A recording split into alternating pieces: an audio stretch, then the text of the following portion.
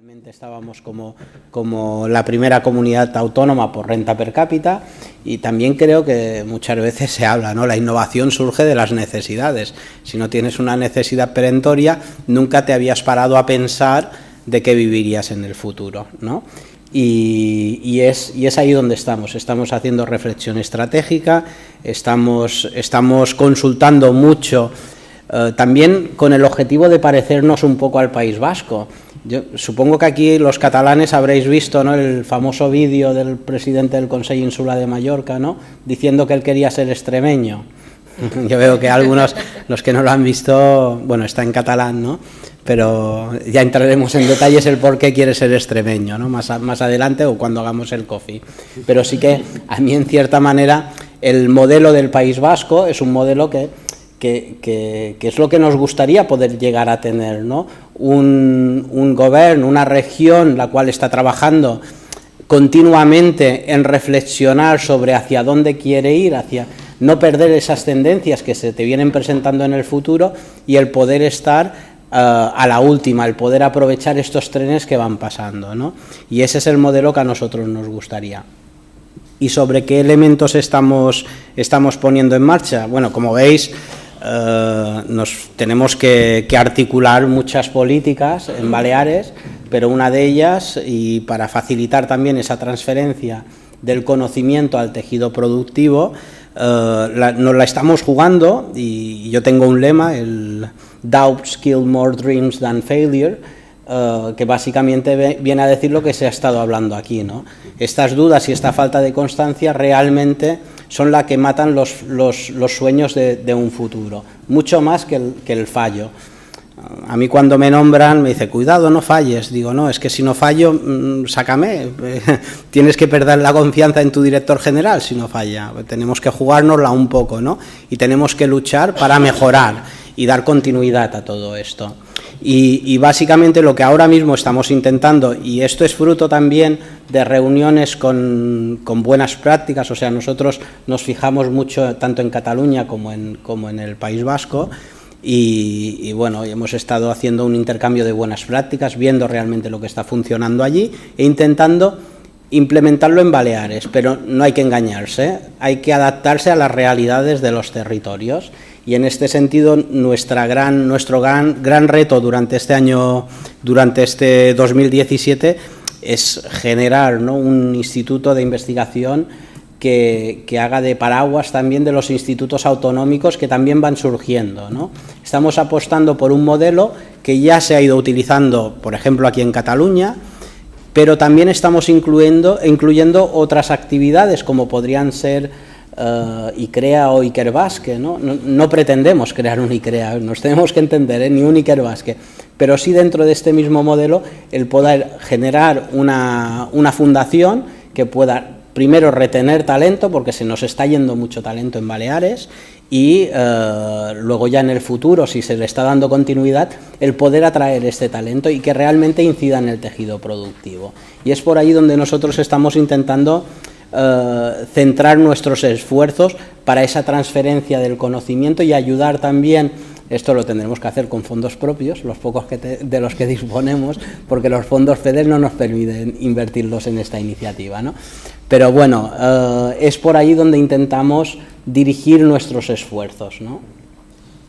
Luego hablaremos de transferencia tecnológica, luego hablaremos también de captación y retención del talento exterior.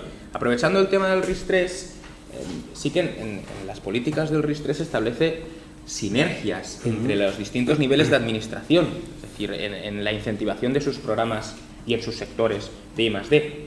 Entiendo que deben existir sinergias con las entidades administrativas superiores, ¿no?, con el Gobierno central, con la Unión Europea.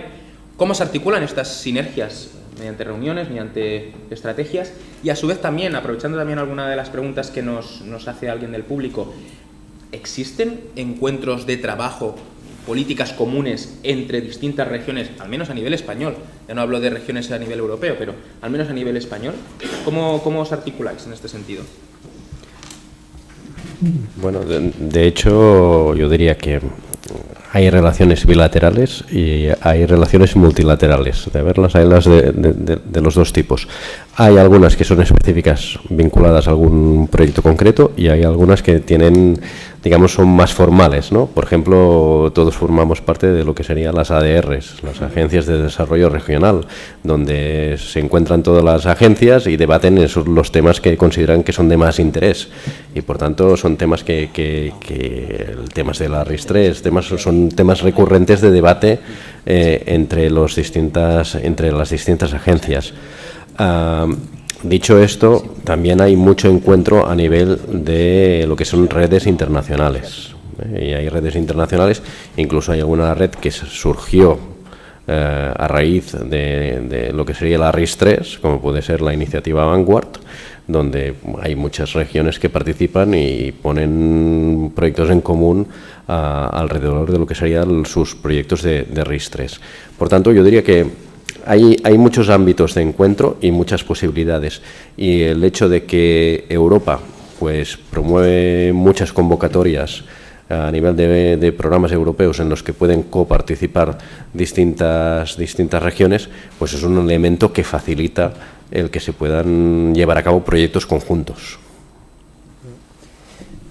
Bueno, en Baleares también estamos en una serie de redes también trabajando, ¿no? Y a nivel internacional, conjuntamente con Cataluña, estamos en lo que es la Euroregión Pirineos-Mediterránea, trabajamos con el sur de Francia, básicamente, y esto es un ejemplo, ¿no?, de políticas surgidas de arriba hacia abajo, ¿no?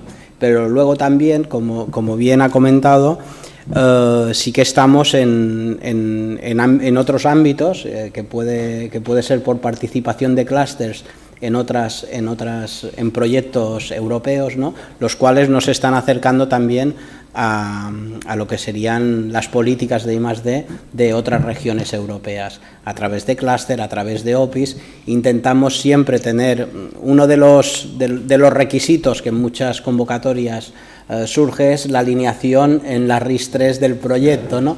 Y esto nos permite también, como administración, identificar estos proyectos, identificar cuáles son las regiones con las cuales se está trabajando a nivel europeo e intentar abrir conversaciones con estas otras regiones a nivel europeo.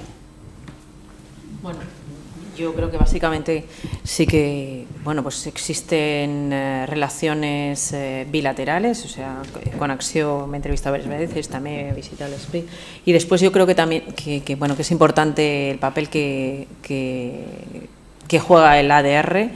Precisamente a finales de mes hay una reunión de directores de agencias de desarrollo y, bueno, hay un grupo específico de trabajo para la RIS3 en la que Cataluña, bueno, creo que lidera el grupo, y además de otros grupos de trabajo como es Industria 4.0. Yo creo que ese es un foro adecuado a la que también asiste CEDETI, y es un foro adecuado para, bueno, pues para compartir experiencias, para intercambiar opiniones, y poder entre todos pues eso, poner los puntos comunes y ayudarnos. Yo creo que eso es un punto muy importante, además de la participación que hay en plataformas europeas, muchas veces que coinciden pues dos comunidades autónomas.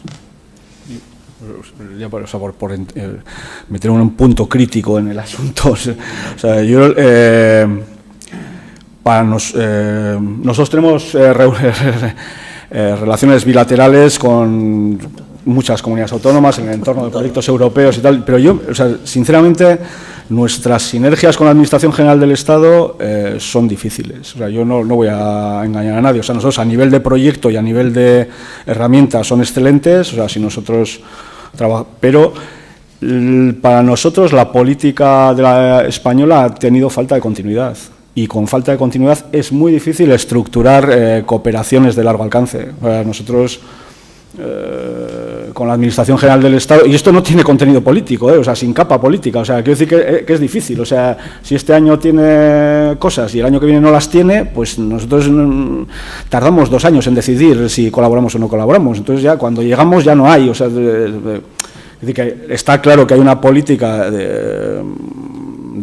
bueno, yo no sé, para mí la más reconocida, la más de continuidad Y no quiero, ya sé que hay gente del CDTI aquí, está claro que el CDTI es un elemento estructurante de la economía vasca, o sea, pero tanto como nuestros programas, y en eso colaboramos, estamos atentos, tenemos información, etcétera, etcétera, pero las demás, yo creo que la política de la Administración General ha sido muy templada, o sea, ha sido muy, ha tenido muchos altibajos. A mí también, permitidme ser un poco crítico en este sentido.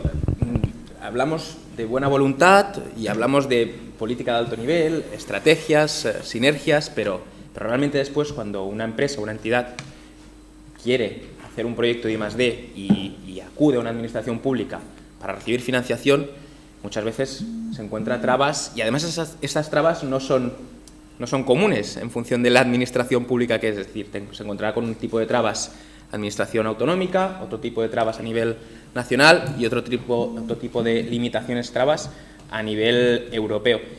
Por ejemplo, por poneros un caso, cada una de vuestras entidades tiene convocatorias públicas de I+D, donde acuden empresas. Aquellas empresas cuyos proyectos no han sido financiados, ¿qué respuesta les dais? ¿Qué otros instrumentos alternativos les podéis ofrecer para que puedan financiar sus proyectos?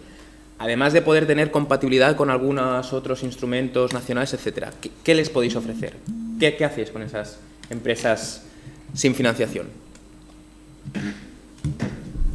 Depende mucho del proyecto que se haya presentado. Nosotros lo que tenemos son ayudas en concurrencia competitiva. Si no reúnen los requisitos, pues está claro que no pueden acceder a ese tipo de ayudas. Lo que también tenemos es un servicio de asesoramiento y de ayuda y de apoyo. Tenemos ayudas para presentación a proyectos europeos, a H2020. Cuando una empresa determinada viene y no encaja dentro de nuestras ayudas, pues sí que se le hace un estudio de a qué ayudas podría acceder. Pues a lo mejor encajan en el CDTI por el tamaño del proyecto que es, o a lo mejor encajan en instrumento PYME, y entonces se le ayuda. Hay ayudas para que participe en instrumento PYME, se le pone en contacto con un instituto tecnológico para que, bueno, pues para que le ayude o a presentar esa oferta, pero depende mucho del proyecto que se presente, o a lo mejor no está en nuestra consellería, sino que está en otra consellería porque necesita un tipo de instrumento financiero y no subvenciones que damos. Entonces se le pone en contacto con esa otra consellería, o porque por temáticas correspondería a otra consellería.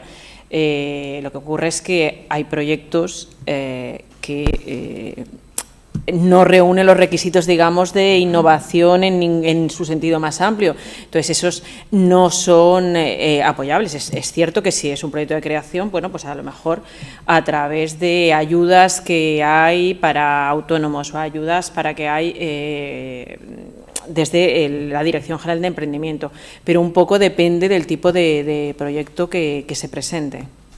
Yo aquí, si me permitís, yo diría, cuando nosotros evaluamos un proyecto, le damos una puntuación. Con esa puntuación, el proyecto es susceptible de ser subvencionado o no. Luego, después, en función de la cantidad de proyectos que se han presentado, puede ser que por puntos ese proyecto pudiera ser financiado, pero no tiene más proyectos por encima. Por tanto, serían 3 bloques de proyectos, ¿no? Los que tienen una puntuación correcta y están por encima y, por tanto, reciben subvención, los que son proyectos aprobados, pero no hay suficiente presupuesto para apoyarlos, y los que no llegan en puntuación.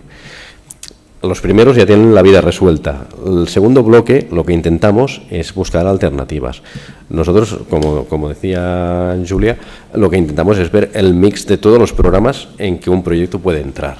Y, por tanto, lo que buscamos es maximizar el retorno económico de subvención que puede tener una empresa catalana. Por tanto, si puede tener un apoyo por parte de la Unión Europea, mejor que mejor. Es decir, es dinero de presupuesto comunitario y no de presupuesto de la Generalitat de Cataluña, hablando en términos de optimización, ¿no? Por tanto, nuestra primera intención es maximizar. Por ejemplo, en el tema de Horizonte 2020, actualmente el retorno es de un 2,7%. Un 2,7% del presupuesto del Horizonte 2020 va a Cataluña, y somos el 1,5% de la población europea. Por tanto, es un impacto interesante, pero es que lo que vamos es a maximizar el recurso. Por tanto, priorizamos aquellas fuentes de financiación que creemos que el proyecto puede conseguir. Bueno, también creo que cabe reseñar, ¿no?, que las convocatorias que nosotros sacamos a nivel regional tampoco lo que pretendemos es